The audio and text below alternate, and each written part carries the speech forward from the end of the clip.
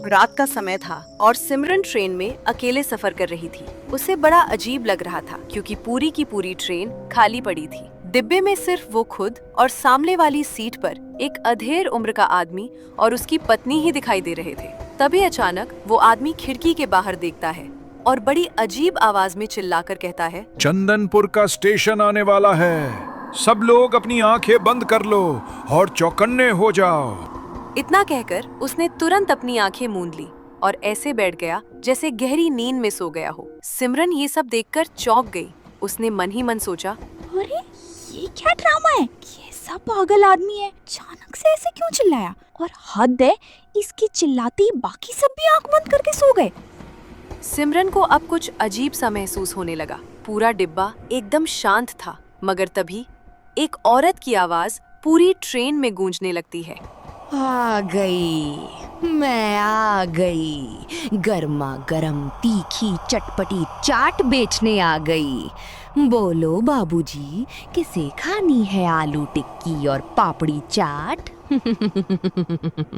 सिमरन को कब से भूख लगी थी, इसलिए चाट वाली की आवाज सुनकर वो खुश हो गई। उसने सोचा, अच्छा हुआ इस रात के सफर में कुछ खाने को तो मिल गया।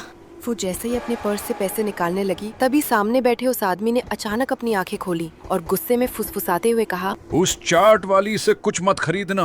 वो चाट खिलाकर तुम्हें इस ट्रेन से गायब कर देगी। सिमरन को उसकी बात पर बहुत चिढ़ आई। उसने सोचा कि ये वाकई में कोई सनकी आदमी है जो ऐसी बहकी बहकी बातें कर रहा है। भला भूख लगने पर कोई चाट क्यों न खाए। उसने उस आदमी की बात को अनसुना कर दिया। तभी एक लंबा घूंघट काढ़े वो चाट बेचने वाली औरत सिमरन की सीट के पास आकर रुक गई और बोली, ओ दीदी जी, एकदम मसालेदार तीखी चाट बनाई है, एक पत्ता ले लो, खाकर तबीयत खुश हो जाएगी।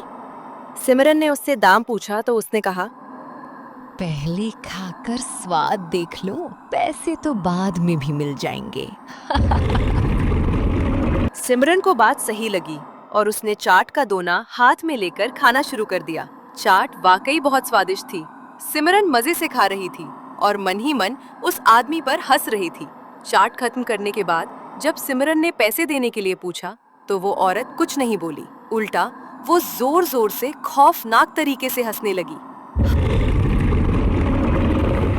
इस चाट के बदले पैसे नहीं, कुछ और लगेगा। और ये कहते ही उसने अपना घूंघट हटा दिया। घूंघट के नीचे एक भयानक चेहरे वाली चुड़ैल थी।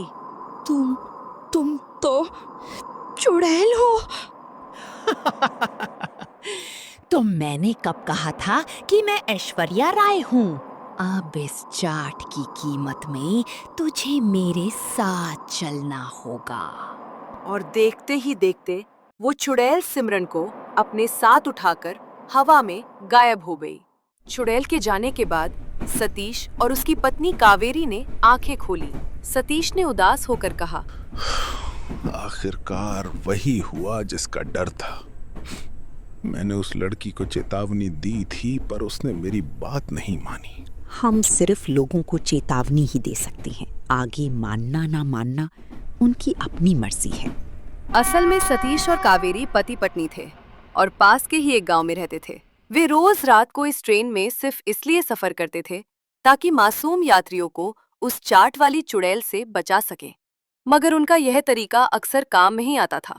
अगले दिन सुबह सतीश ने कावेरी से कहा, क्यों ना हम स्टेशन मास्टर टीकाराम से बात करके इस रात वाली पैसेंजर ट्रेन को ही बंद करवा दें।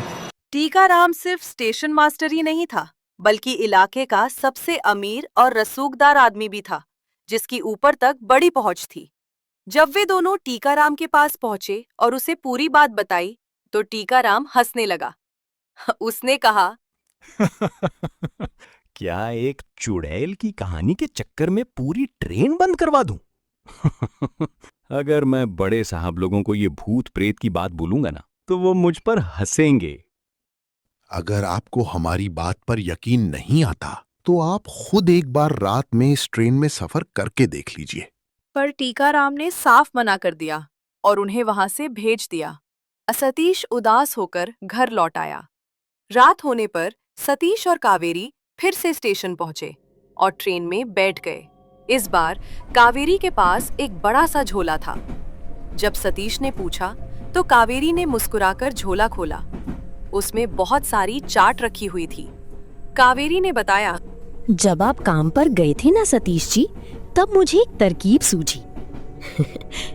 मैंने घर पर खुद बहुत सारी चाट बना ली है। मैं ये सारी चाट चुड़ैल के आने से पहले ही मुसाफिरों को बेच दूंगी।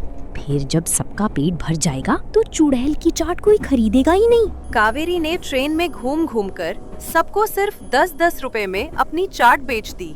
चंदनपुर स्टेशन आने तक सभी यात्रियों ने चाट खा ली थी। तभी अचानक पूरी ट्रेन में चुड़ैल की वही खौफनाक आवाज गूंजने लगी। चंदनपुर स्टेशन आने वाला है।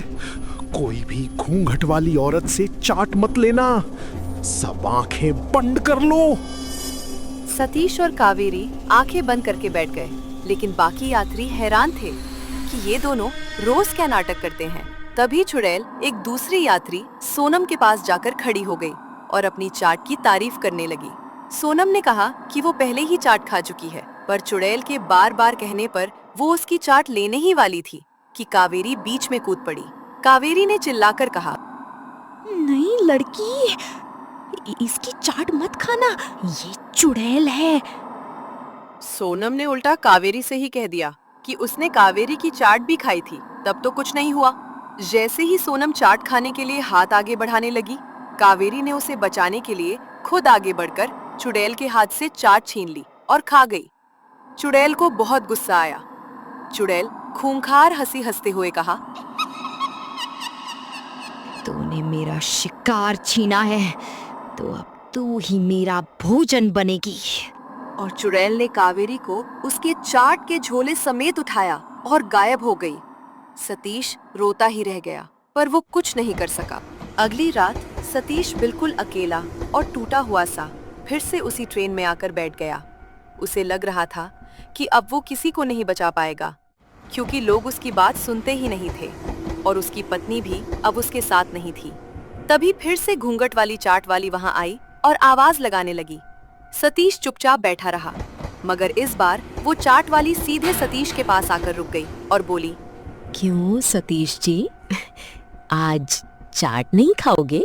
सतीश चौंक गया कि ये चुड़ैल उसका नाम कैसे जानती है। इससे पहले कि वो कुछ कह पाता, उस औरत ने जबरदस्ती चाट का दोना उसके हाथ में थमा दिया। चाट का स्वाद चखते ही सतीश की आंखें फटी की फटी रह गईं। वो स्वाद बिल्कुल उसकी पत्नी कावेरी के हाथ जैसा था। सतीश ने पूछा, ये स्वाद? तुम चुड़ैल नहीं कि कावेरी हो? हाँ सतीश जी, मैं कावेरी ही हूँ। जब वो दुष्ट चुड़ैल मुझे अपने साथ ले गई तो मैंने अपनी चाट की शक्ति और समझदारी से उसे हमेशा के लिए खत्म कर दिया और उसकी जगह ले ली। अब मैं ही रोज इस ट्रेन में चाट बेचने आऊंगी, पर मैं किसी को नुकसान नहीं पहुंचाऊंगी। अब चंदनपुर का ये रास्ता हमेशा के लिए सुरक्षित है। सतीश की आंखों में खुशी के आंसू आ गए और ट्रेन चैन से आगे बढ़ गई।